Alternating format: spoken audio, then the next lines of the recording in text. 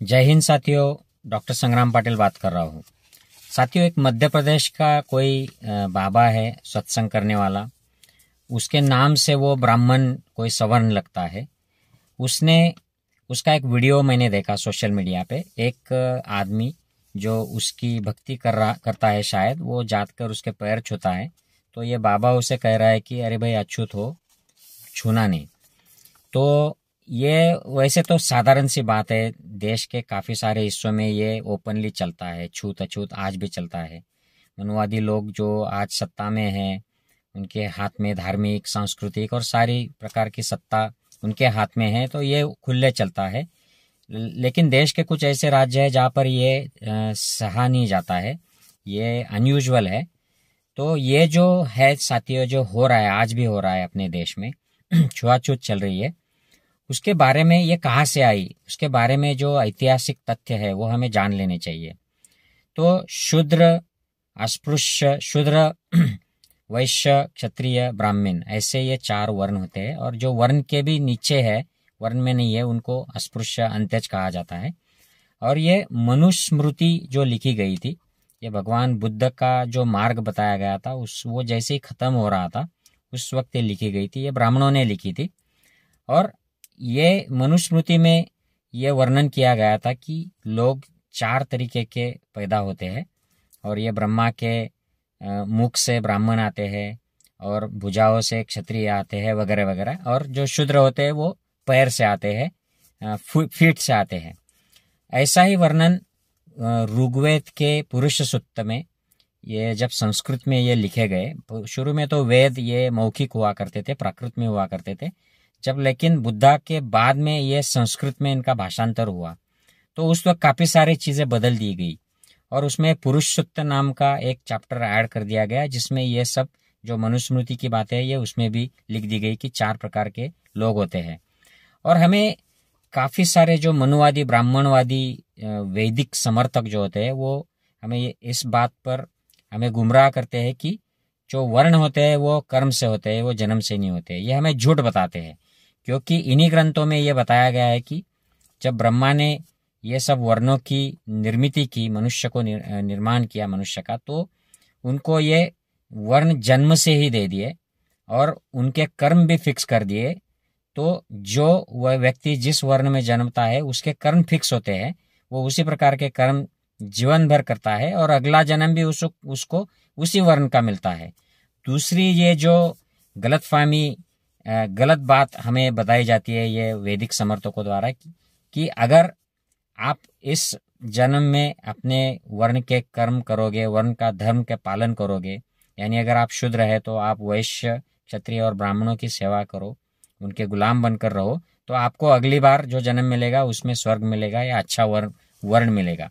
तो ये भी झूठ बात वो बताते हैं, क्योंकि उन्हीं के ग्रंथों में लिखा है कि वर्ण ये जन्म से है और वो फिक्स है, और जो व्यक्ति जिस वर्ण में है वो उसी प्रकार के कर्म किए जाता है, उसी प्रकार के वर्ण में जन्म भी लिया करता है।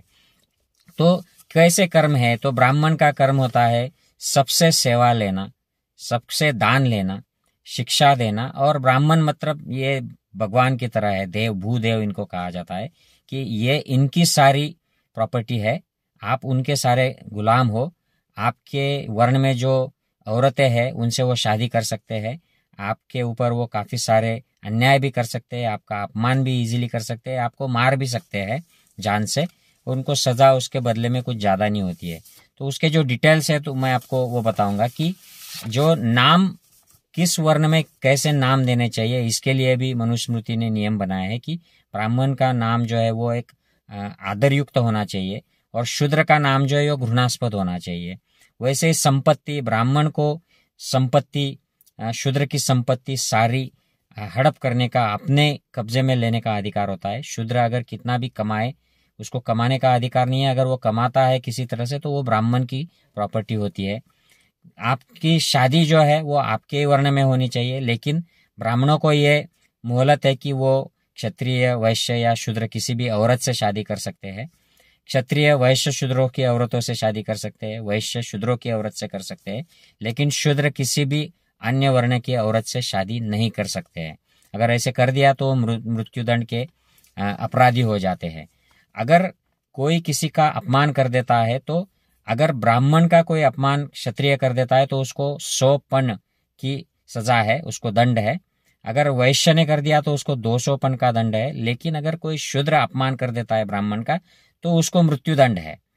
अगर कोई शूद्र ब्राह्मण को पापी हो, आप पापी हो, या और कोई इस तरह की गाली देता है तो उसकी जुबान काट देने की सजा है, या उसके गले में हॉट मेटल रॉड घुसाने का, इस तरीके की उसको सजा दी जाती है।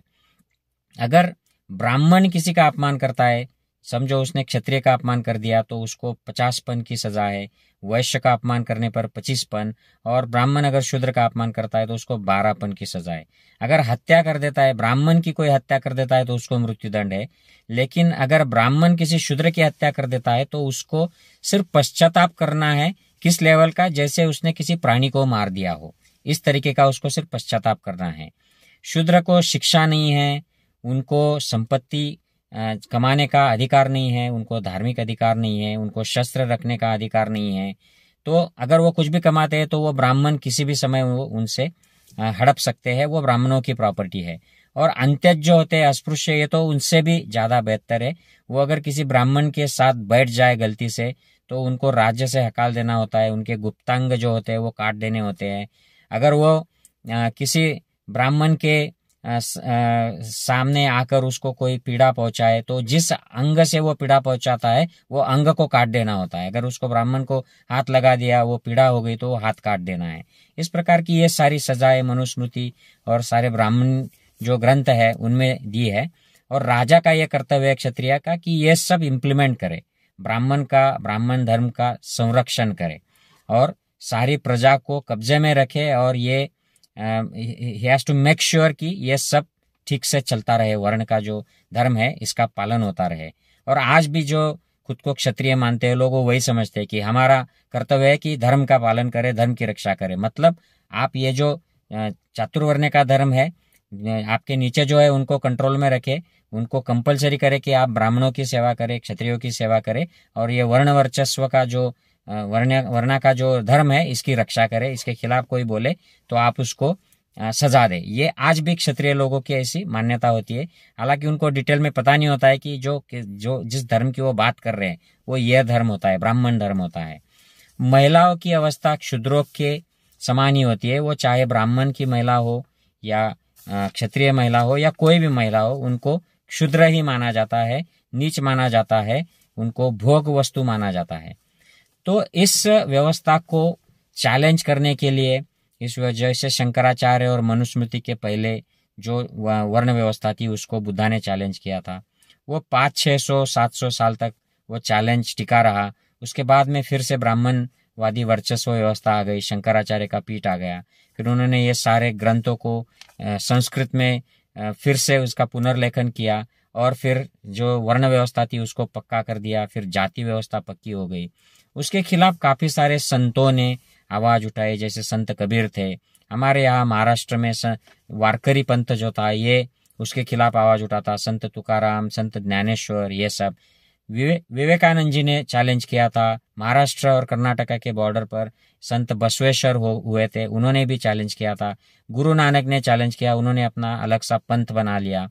बाद में क्रिश्चियन जब आए तो लोगों ने फिर ये असमानता जो थी, विषमता, इससे तंग आकर क्रिश्चियन जो पंथ था उसको अपना लिया। फिर इस्लाम आने के बाद इस्लाम को अपना लिया। बड़े पैमाने पर राजपूतों ने, शूद्रों ने, जो बुद्धिस्ट थे ओरिजिनल, उन्होंने इस्लाम में उस वक्त कन्वर्जन कर लिया। ये मैं नहीं कह रहा हूँ, स्वामी विवेकानंद ने ये कहा है कि जो मेजॉरिटी कन्वर्जन हुए हैं, मोस्ट कन्वर्जन, ये वर्ण व्यवस्था से तंग आने की वजह से हुए हैं। तो इस व्यवस्था में बाद में आगे छत्रपति शिवाजी महाराज ने इस व्यवस्था को चैलेंज किया, और उनके बाद में महात्मा फुले, छत्रपति शाहू महाराज। इस आज के जमाने में सबसे ज्यादा जो प्रैक्टिकल रिलेवेंस रखता है, जिसने इस प्रतिक्रांति को, इस मनुवादी विषमता, अन्यायपूर्ण, अनैतिक व्यवस्था को चैलेंज किया, वो है डॉक्टर बाबा साहब अम्बेडकर। डॉक्टर बाबा साहब अम्बेडकर ने 2 ऐसे काम किए थे जिसकी वजह से ये मनुवादी व्यवस्था जो है ये एकदम एक्सपोज हो गई थी, और इसका जैसे भांडाफोड़ कर दिया था। पहली बात तो उन्होंने 25 दिसंबर 1927 में मनुस्मृति को ही जला दिया था। तो ये प्रतीकात्मक जो दहन किया था वर्णवादी, वर्ण वर्चस्ववादी, ब्राह्मणवादी व्यवस्था का, ये बड़ा इंपॉर्टेंट था, क्योंकि समाज को जागरूक करना बहुत जरूरी था। समाज को ये एहसास दिलाना जरूरी था कि आप लोग जिसको धर्म माने जा रहे हो ये एक्चुअल में गुलामगिरी है। ये एहसास उन्होंने दिला दिया और उसके बाद वो झगड़ते रहे।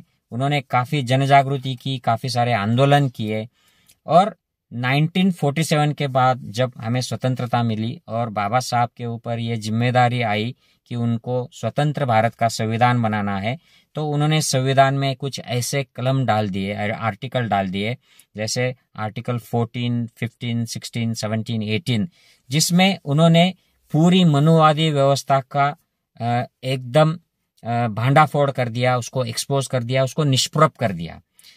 उन्होंने male is equal to female कर दिया। जिस तरीके से आपके हक है, आपके संविधानिक अधिकार है, ये मेल इक्वल टू फीमेल कर दिया। और सारे मेल्स और फीमेल्स जो किसी भी वर्ण के हो, जाति के हो, धर्म के हो या संप्रदाय के हो, इनको सबको बराबर लाके रख दिया। और जो 1,500-2,000 साल से जो शोषणवादी, विषमतावादी, मनुवादी, ब्राह्मणवादी व्यवस्था थी, धर्म के नाम पर जो धंधा शुरू करके रखा था, उसको इन दो चीजों ने, मनुस्मृति का दहन और संविधान, इन्होंने पूरा एक्सपोज कर दिया।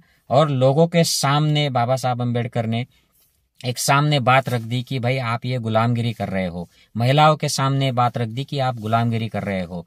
तो बाबा साहब ने हमारी थाली में सारा का सारा ये मैटर था, ये परोस दिया। हमें ज्ञान भी दे दिया, हमें जगह भी दिया कि आप गुलामगिरी कर रहे हो, आपको इससे बाहर निकलना है। और इस गुलामगिरी से बाहर आने के लिए उन्होंने मार्ग भी दे दिया। वैसे उन्होंने अपने जो अनुयायी थे, दलित थे, उनको ब्राह्मणी जो रिलीजन है, जो पंथ है, उसको छोड़ने के लिए उसको अल्टरनेटिव दिया। और 1956 में उन्होंने अक्टूबर के महीने में नागपुर में बुद्धिज्म को अपना लिया, जो उनका ओरिजिनल पाथ था। मेजॉरिटी जो लोग इस भारत की भूमि पर थे, हमारे पूर्वज थे, वो बुद्धिस्ट थे। तो ये मार्ग में उन्होंने धर्मांतरण कर लिया। उसके साथ में 22 प्रतिज्ञाएं भी दे दी, जो बड़ी विवेकवादी प्रतिज्ञाएं हैं, और संविधान दे दिया उसके साथ में। तो हमें दो चीजें दे दी है। एक तो हमें ज्ञान दिया है कि आप भाई गुलाम हो और आपको इससे निकलना है, और दूसरी बात जो दी है, इन्होंने रास्ता भी बता दिया है। एक तो संप्रदाय से बाहर निकलने का सामाजिक और धार्मिक उन्नति का रास्ता दिया है, और दूसरा एक संवैधानिक रास्ता दिया है, जिससे मेल इक्वल टू फीमेल और all males are equal, all females are equal. कोई भी उच्च नहीं है, कोई भी नीचा नहीं है। और ये जो धर्म के नाम पर जो धंधे चल रहे थे, इनको भी उन्होंने लोगों के सामने रखकर अपना एक व्यक्ति स्वातंत्र दे दिया, संवैधानिक एक अधिकार दे दिया कि इनको आपको अपनाना है, फॉलो करना है या नहीं करना है, ये आपकी मर्जी है। This is your right, this is your human right, this is your constitutional right. लेकिन हमारी प्रॉब्लम यह है कि हम ये जान ही नहीं पाते हैं कि हम गुलाम हैं। और आगे जाकर अगर हम यही नहीं जान पाते हैं, हमें समझता ही नहीं है कि ये गुलामगिरी चल रही है, तो गुलामगिरी से बाहर निकलने का कोई सवाल ही नहीं पैदा होता है। और हम ये किसके पास जाते हैं? मनुवादी ये जो बाबा है, ये शास्त्री और ये जो भी बाबा है, इनके सामने जाते हैं और इन्हीं के सामने माथा टेकते हैं। और ये हमें वहां से फिर उनका जो मनुवादी ब्राह्मणवादी प्रचार है, इनके जो पाखंड है, वही सुनाते हैं। तो ये गलती उन बाबा लोगों की नहीं है, ये गलती ये बहुजन समाज की, SC, ST, OBC और समस्त महिलाएं, इनकी गलती है कि ये उनके सामने और अपनी गुलामगिरी को पक्का करने के लिए जाते हैं। तो मैं ये आखिर में कहूंगा कि हमें इन मनुवादी बाबाओं की, ब्राह्मणवादी गुरु बाबाओं की जरूरत नहीं है। हमें सिर्फ एक ही बाबा की जरूरत है, वो है भीम बाबा। और हमें उस भीम बाबा के कॉन्स्टिट्यूशन का बुलडोजर चलाना है। ये मनुवादी बाबाओं का बुलडोजर की जरूरत नहीं है, ये एंटी कॉन्स्टिट्यूशनल है। तो साथियों, मैं आशा करता हूं कि this all makes sense to you. जय भीम बाबा।